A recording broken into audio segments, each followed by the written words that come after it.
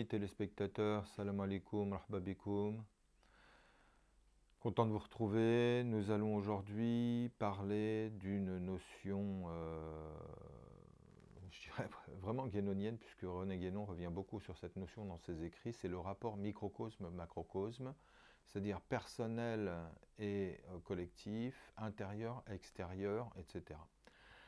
Et ce, barna bismillah ar-Rahman ar-Rahim, wa salatu wa salam, al-Habib al-Mustafa, Sayyidina wa Moulana, wa Qudwatuna Muhammad, sallallahu alayhi wa sallam.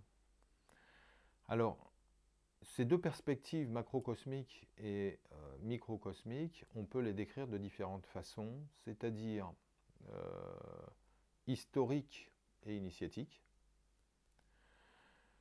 Est-ce qu'on est concerné ou pas?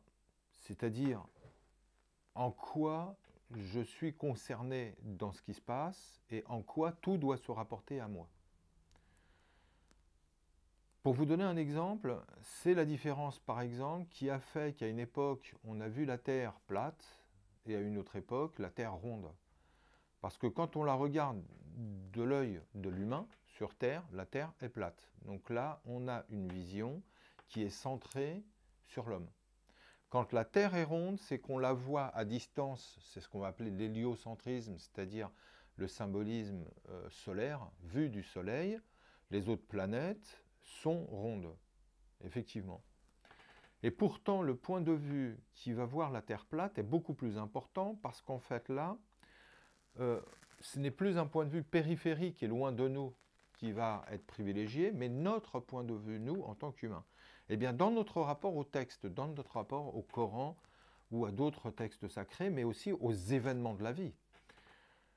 À chaque fois, la question, elle est de se demander, est-ce que c'est moi qui est concerné? Est-ce que c'est moi qui décide? Et est-ce que ce rapport s'établit entre moi et l'enseignement donné? Ou est-ce que l'enseignement donné, je vais le prendre avec une distance, donc où je me décentre, où je ne suis plus la première réalité concernée, où je ne suis plus le plus important, et je me décentre. Et donc, je donne un exemple.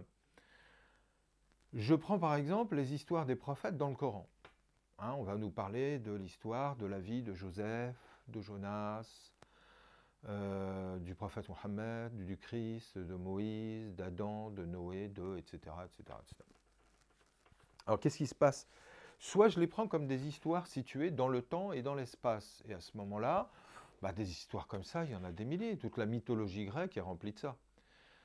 Soit je me dis, ces histoires-là, en réalité, ont avant tout, comme nous le répète à de nombreuses reprises le Coran, ont avant tout une portée symbolique, métaphorique, de laquelle il faut savoir tirer une morale, ou plutôt tirer une sagesse, qui soit avant tout actuelle. C'est-à-dire, moi, cette histoire-là, en quoi elle me concerne et en quoi elle doit être profitable dans ma vie, dans mon cheminement, et qu'est-ce qu'elle est destinée à m'apprendre. C'est avant tout ça qui est important. Donc c'est au moment où je me sens concerné personnellement que l'on passe à une vision microcosmique, c'est-à-dire une vision intérieure et personnelle. On n'est plus bloqué sur des détails du style « est-ce que c'est vrai, on va faire des recherches archéologiques ?» En soi, on s'en fout royalement. On va tout simplement se dire que, par exemple, quand Jonas il est mangé par la baleine, en réalité, il est en khalwa. Il est isolé et il est dans un moment où il va être face à son Dieu. Il va être dans un face-à-face qui est celui de la nudité, où on fait tomber tous les masques, où on est soi-même et où on est obligé d'aller au bout de soi-même, c'est-à-dire de sa propre identité, et de se regarder avec la plus grande honnêteté. D'ailleurs, c'est ce qu'il fait, et c'est quand il va dire La ilaha illa anta subhanaka inni kuntu minadh dhalimin, qu'il va sortir et être libéré du ventre de la baleine, donc de sa khalwa. Donc, gloire à toi, Seigneur, point de Dieu si ce n'est toi, gloire à toi. Certes, j'étais parmi les égarés. Alors, qu'est-ce qu'il vient de comprendre? Il vient de comprendre que, comme le dit le Christ dans l'Évangile, il dit « Ne dites pas que je suis bon, seul Dieu est bon ». Il vient de comprendre qu'en tant qu'être humain, tous autant qu'on soit, ce que l'on peut véhiculer de bon, nous n'en sommes que le support et le véhicule, ça ne nous appartient pas, ce sont des attributs divins. Et donc là, il vient de comprendre l'unicité divine Et là, il vient de comprendre que jusqu'à maintenant, en s'appropriant ce qui n'était pas à lui, eh bien, quelque part, c'était une forme d'idolâtrie, et il était donc parmi les égarés.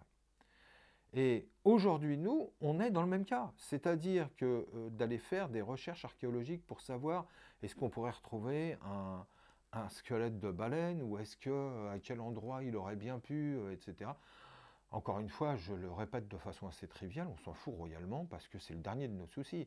Ce qui est important, c'est de comprendre que quand il est dans le ventre de la baleine, c'est Moïse qui est au cœur du désert, c'est le Christ lors de la tentation qui est à nous aussi seul dans le désert avec le diable, les trois tentations.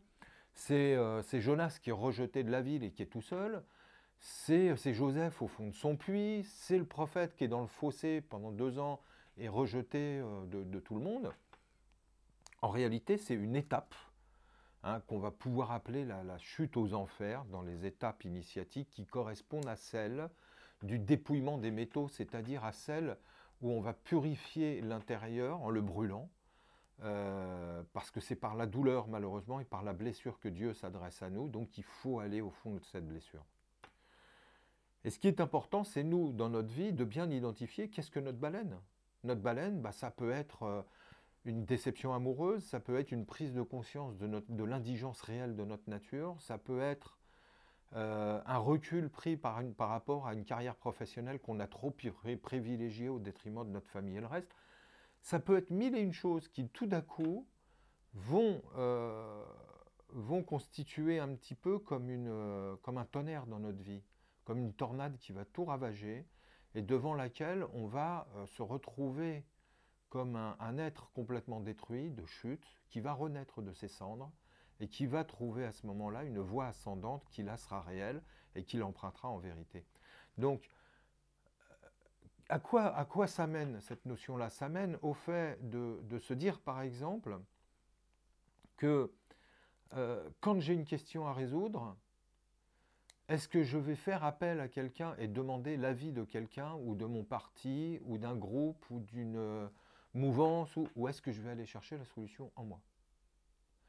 C'est quand j'ai une envie, une ambition, est-ce que je cherche nécessairement à la partager ou pas, ou est-ce que d'abord je m'occupe de moi?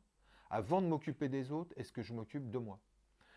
Quand quelque chose ne va pas, est-ce que j'ai tendance à pointer le doigt vers l'extérieur, donc vers les autres, ou à le pointer vers moi en me disant le problème est fort probablement avant tout en moi, et donc le travail est à faire sur moi et non pas sur l'extérieur. À quoi ça revient? Ça revient au fait qu'avant de vouloir changer le monde, on pourrait peut-être se poser la question et se dire finalement le monde n'est qu'une émanation de ce que nous sommes intérieurement, n'est que le reflet de notre état intérieur.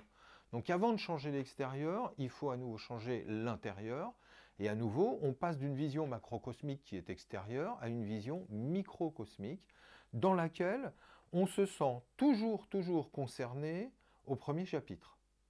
Et ce n'est que dans cet état d'esprit que l'on peut envisager dépasser le cadre du temps et de l'espace, les catégorisations quelles qu'elles soient, pour se concentrer sur une actualité permanente qui est la nôtre, et un cas qui nous est finalement le plus prégnant, c'est le nôtre. Le cas est la chose la plus importante dont on doit s'occuper dans notre vie, c'est nous.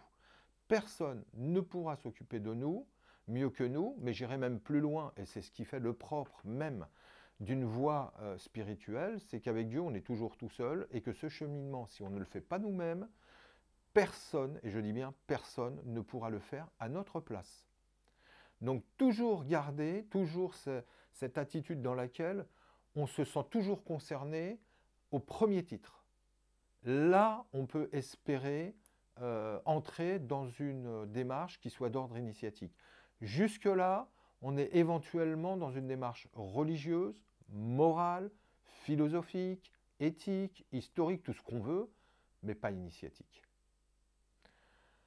Merci de nous avoir écoutés et suivis sur cette question qui me semble capitale, car c'est ce qui permet de se libérer de tout un tas de cadres qui ne sont finalement que des limites et des conditions que l'on s'oppose nous-mêmes et que l'on peut réduire au cadre de la forme et du temps.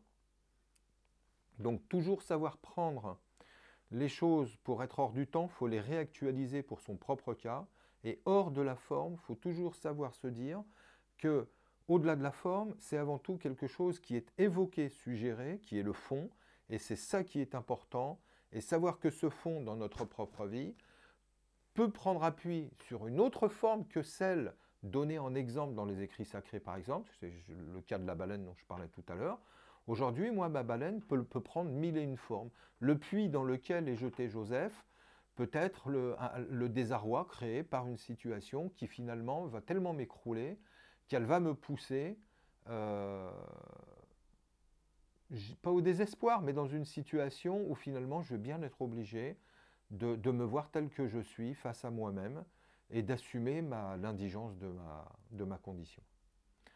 Merci beaucoup, à très bientôt. Merci de partager et de vous abonner. Au plaisir de vous retrouver rapidement. Salam alaikum.